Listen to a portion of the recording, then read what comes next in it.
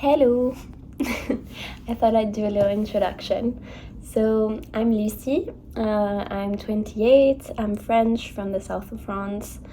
I've decided to give myself a little challenge this year and to do those little monthly video diaries, vlogs, whatever you call them.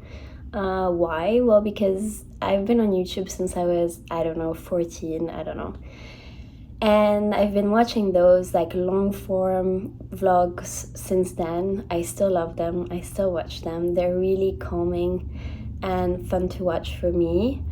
And don't get me wrong, like I love short form content, but like I'm a TikTok girl. Like I'm always on TikTok, unfortunately.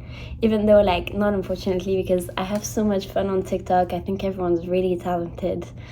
Really good at editing, really funny, like I have my best laughs there. But deep down, deep in my heart, I'm a long form type of content girl.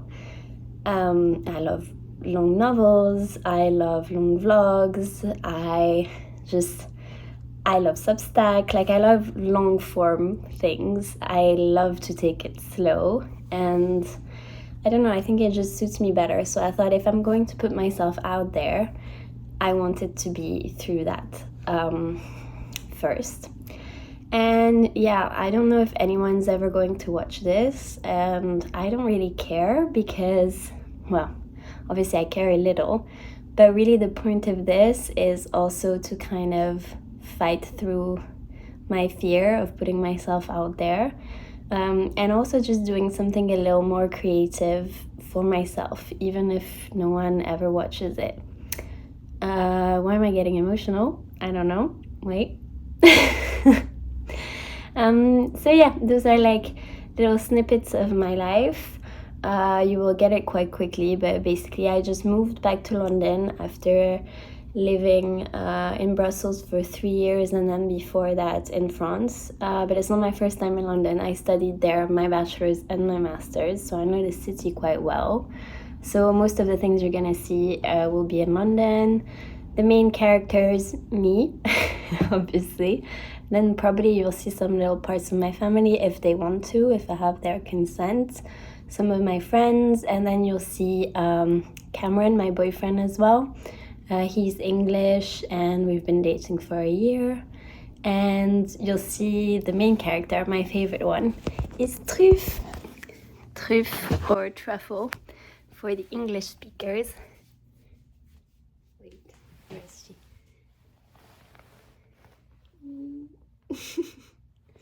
My sausage dog. She lives with my parents, but you will see her quite often. And yeah, I hope you'll enjoy and see you soon.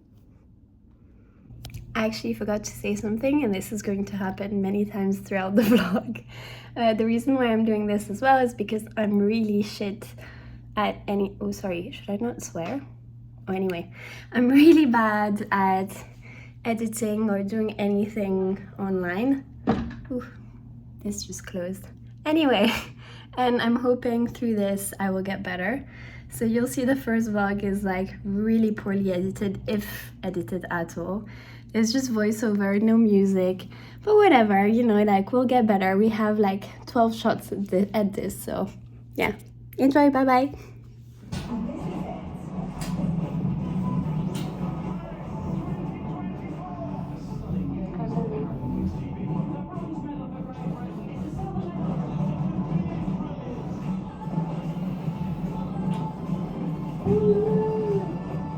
Let's get physical. What day is it today? It's New Year's Day. Wasn't that yesterday? No, it is New Year's Day. The first is New Year's Day. Okay, 1st of January. Where are we going? The gym. The gym! Start the year as you need to go on. I haven't been to the gym since April with him, so it's gonna be interesting. So 2 minutes later, or maybe 4 minutes later, we get to the gym, and then this guy's in front of the door, and he's like, yeah, it's closed, closed at 4 today, festive hours. So yeah. Lucy said naps in the cracker. I was like, oh, it's okay, we'll try next year then. And he thought it was very funny. Yep. Well done, Lucy. Look at all these poor people coming thinking it's open. Yeah, it's closed. We can see so many people going to the... Yeah. It's closed. Yeah. All today. 4. Thanks, Matt. No worries, have a good one. Okay. We saved him 100 meters. Good guy.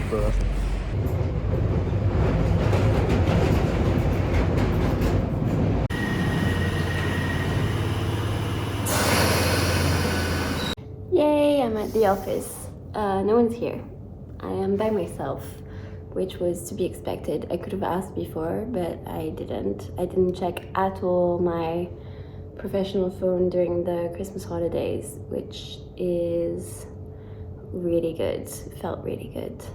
And it's actually good that no one's here because I'm not dressed very professionally and I don't have any makeup on and I look very tired. We actually have 2 offices. We have one in central London and one in a bit outside. I mean, it's not really outside, but it's like in southwest London and it's far for me. So I came to the one in central London and no one's here, but that's okay because I'm going to be, it's the 2nd of January, so I'm going to be doing mostly admin, catching up on all the news, which are essential for my job because I've been completely disconnected during the holidays. And yeah, but first I'm going to get a coffee. What I do is that I have a quick breakfast before I leave with just a big glass of water. And then when I come to the office, I have my first coffee of the day. And that's made me feel less anxious. So here you go. No coffee on an empty stomach. Update, it's been almost an hour since the last video and I still haven't moved from my desk. That's usually what happens. I just got caught up in emails. And also I logged myself out of my phone because I could not remember for the life of me my PIN code. Because usually it's kind of always on, which is stupid anyway. And it was off during the holidays, obviously. And then I could not remember how to turn it back on. Like I couldn't remember the code. But then at the last 3rd attempt, it just popped into my head what the code was. And that was fine, but it's just that I waited a long time because I was scared of trying for a 3rd time because I also don't remember the puke code or whatever it's called. So yeah, anyway, let's go get coffee now. I think there was a problem with the machine. It's the worst coffee. No, I'm gonna go, oh look, I even like half spilled it, like spit it on my hands. I don't know, it's usually not that great, but here is just really bad. And also I asked for a pressed cappuccino and it gave me this weird short Americano thing. No, in French we say jus de chaussette, sock juice, not good.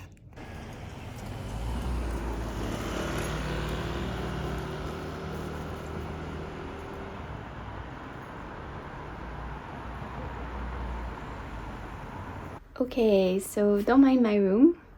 It's a mess because I literally just moved in December from a 50 square meters apartment in Brussels to a like 10 square meters room in London. So, and I still haven't fully unpacked because there was the holidays and everything. So anyway, please don't mind my beautiful accoutrement.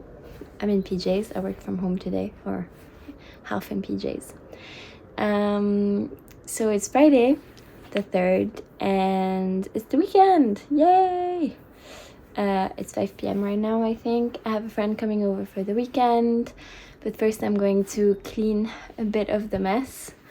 She's sleeping in my flatmate's room, so it's okay. She's not gonna see any of this, but still just for peace of mind because I'm gonna have a busy weekend. And this weekend, what are we gonna do? Well, I'll show you little bits and pieces because on Saturday I ordered a galette des rois, which is a King's Day cake, as they call it here. which is a tradition in France to eat beginning of February, usually the 6th, but tomorrow's the 4th, but that's fine. And tonight we're going out for dinner. Did I say that already? I don't know. And what else are we gonna do? We'll see. So we ended up going to the Tate Modern, and this is a sculpture by artist Mirelli in the main hall, and these are like membrane skins hanging from the ceiling. It was really cool, and they're going to fill it with even more skins, so I think it's gonna look really good in the end. It's just a random room then. And then we had a galette des rois. So Cam was under the table because he's the youngest, and he is supposed to kind of assign pieces to everyone, and whoever finds the little figurine in the cake is then named king or queen for the day. So he was king. That was cute. Then I ended up having to go to Brussels for a couple of days for work. So this is me going to the Eurostar. I'm very used to it. I used to have to do it on the other way around, from Brussels to London, and now I do London to Brussels at least once a month.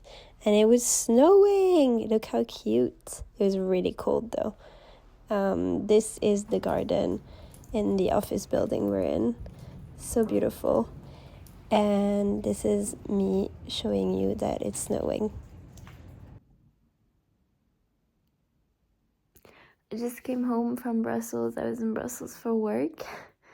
I felt really like anxious and emotionally raw, and I had this stupid idea. I've been listening, I think like a lot of people, for the past 4 days on repeat to the Bad Bunny album, which is excellent, obviously. And I've had the stupid idea of watching all of the TikTok videos that are trending on the sound of the song called Debí tirar más fotos, which are people just showing pictures of their lost loved ones and their lost dogs and their lost kids, and saying they should have taken more pictures and enjoyed the moments more. It's stupid, but like these TikTok trends, like grief TikTok trends, like don't do this to emotional girlies, please. I ended up getting my nails done, and I got this cat eye effect on black, which I quite liked. And then I went the next day to a tufting workshop. That was in Hackney Wick. It's called Cheeky Studio. You can check them out on Instagram, and it was so fun, so good. Jihi, who is the owner of the studio, I believe, with her partner, was super, super nice, and I really, really enjoyed my time. So you can see this is her art piece that she's making at the moment, and this is what I made, olives on a stick. This is during the process. Cam came to just film me. He didn't actually take part in the workshop. It's really funny because you can see the other two people are making these really intricate designs, and I'm just making olives. But hey, I thought it looked really cute. I'll show you the final result later. I read 4 books in January. I'm gonna start with the first one I read in 2025. It's called Enter Ghosts by Isabella Hammad. I thought it was really, really, really great. I'm so glad it was the first book that I read in 2025. So the book is about a young theater actress. I think maybe actually it depends what you consider young. I think she's in her 30s. And she is British Palestinian. She lives in London, and she decides to go back to Palestine where her sister lives, and she is cast in a play in Hamlet in the West Bank. And so it's about kind of going back to your roots, you know, difficult relationships with your own roots, and obviously there's a lot of history about the West Bank, Palestine, how like different Palestinians are viewed differently from like on the side of the Israeli government, depending where you live. If you live in the West Bank, some of them live in Israeli territory. Israeli territory. Anyway, you get it. It's really good. She meets a lot of interesting characters because you basically kind of follow or get to learn about all of the cast. And they're all Palestinian, but they all have different history with the war or the colonization, let's say better. It's really, really good. I highly recommend, and it's also the writer is quite young, I think, and it's just a great book. I forgot to say that this is set pre-start of the genocide in Gaza, but obviously post-Nakba, so I'd say like, I don't know, there's no date, but I think I'd say like 2020 or something.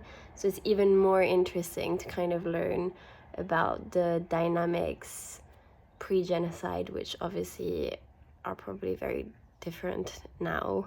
Yeah, it's very good and very interesting. I don't want to speak too much about it because also I don't want to say anything wrong, but I really think you should read it and support Palestinian artists and authors always.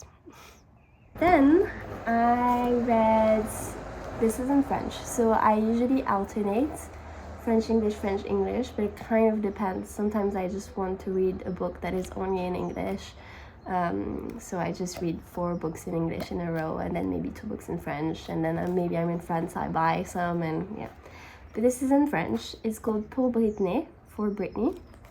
It's by Louise Chennevière, and this is a book written in a very strange way where it's kind of like one long sentence almost. It's kind of written the way you would just think, like she was writing her own thoughts. I really enjoyed it as well, but it's not fiction, one thing. It basically talks about how she was the author. She was a really big fan of Britney Spears when she was a kid, and how that completely switched when Britney Spears started being ridiculed kind of by the media, and how it completely, like, her love for Britney Spears that she loved so much as a child stopped. And she goes back on like everything that was happening to Britney Spears at the time, and how she was ridiculed by the paparazzi and stalked, and how much sexism and sexualization of a child there was. And she kind of looks at it with like a feminist, adult, kind of educated as an adult, not a child anymore, perspective. And she talks to herself as a little girl. And it also similarly kind of makes a parallel between the life of Britney Spears and the life of Nelly Arcan, who was a Canadian author who I think used to be a sex worker and then became a really great author. And same thing, was really sexualized by the press, and her work really like was ridiculed, even though they're like some of the hardest working women in the world or in the industry at the time. It's good. Yeah, I enjoyed it. It just wasn't the easiest thing to read, because sometimes if you don't read it in one go, you stop and then you come back to it and you're like, wait, what was the thought again? And then you just go back because it's just written like the way I'm speaking right now, you know. But I enjoyed it. Then I read this, Everyone Knows Your Mother is a Witch by Rivka Galchen. I love that book. It was good. I really enjoyed it. It talks about, so it's set in the Holy Roman Empire, so in Germany. When is it? It's the 1600s. Oh, I should ask my boyfriend, who's like a huge history nerd, but I think it's the 1600s, if I'm not mistaken. That it's basically set during the witch hunt in Germany. And it's the story of this old woman who's been living in this village her whole life, who is now thought to be a witch, and it just talks about group mentality and how like people can like gather and target one woman for absolutely no reason. There are obviously no proofs that she's a witch, and it's just how like group mentality can like make like everything switch in like a second, you know. And they start targeting and like, you know, victimizing a person. Victimizing not, is that not how you would use it? Anyway, you understand what I mean. And obviously she is just a very independent old woman who's been a hustler her whole life. So she really doesn't understand why that's happening to her, and instead of seeing the signs that she's in danger, she just keeps going for it, trying to prove that she's innocent, and her kids are trying to help her, and it's just it's really good. And it's kind of like every chapter it talks about her story, and then the chapter after that it's the testimony from one of the villagers during the trial. So like please share any information you have that may be relevant to the case of Frau Kepler. Frau Kepler is the woman who's supposed to be a witch, and they go on and say why they think she was a witch, and every time it's like a crazier story that is linked to the story before, and it just really shows how this kind of snowball effect that's like that can happen in like group mentality, especially in a small village. Thoroughly enjoyed it. It was really good. And then the last one I read is this book called The Journalist and the Murderer by Janet Malcolm. You'll see there's a little bit of a trend here, is that I mostly read books written by women, and mostly fiction, even though this is not fiction and this is not fiction either. The other two are fiction, but usually I read mostly fiction. This was interesting. So my flatmate is a journalist, and I think, so I borrowed this from her bookshelf, and I think this is like one of the staple books that you have to read when you become a journalist. So it was interesting. I wouldn't say like it was not entertaining, it was not like the best read I've ever had, but it was definitely interesting. So Janet Malcolm is a journalist, and she basically tells the story of, it's a true story of this trial. So this guy who had murdered his family, and this journalist wrote a book about him. And to write this book, he became really close with the murderer, and like right before his trial, so like on the way to the trial, they became really close, and he really kind of lured him in to get as much information and really made him believe that he was his friend, and that he was going to write a book about him that would be favorable to his case and favorable to his personality, and, you know, paint a nice picture. But really what he was doing was collecting information, and he really believed that he was guilty. So he was like playing a role, and, you know, for the whole time of the trial, to get as close to possible to write a good book, basically. That's why it's called The Journalist and the Murderer. And so this kind of discusses how far can journalists go to get a good story. And obviously it applies to, you know, writers too, in general, not just journalists. But like, where is the limit, and how much, you know, can you lie or make people believe certain things to get to the truth, or what you believe is the truth. So it's very interesting from an ethics point of view. But I have to say, like, I was a bit bored. Not bored, but it's just not what I usually read. I think that's why. But interesting for sure. Yeah, here we go. That was all I read in January, and I think I'll do the same every month. I usually try to read one book a week, but sometimes with work it's impossible. And then I'll only read like 1 or 2 books a month, and that's fine. I used to be really stressed out about it and like try to read as much as possible, but it's okay.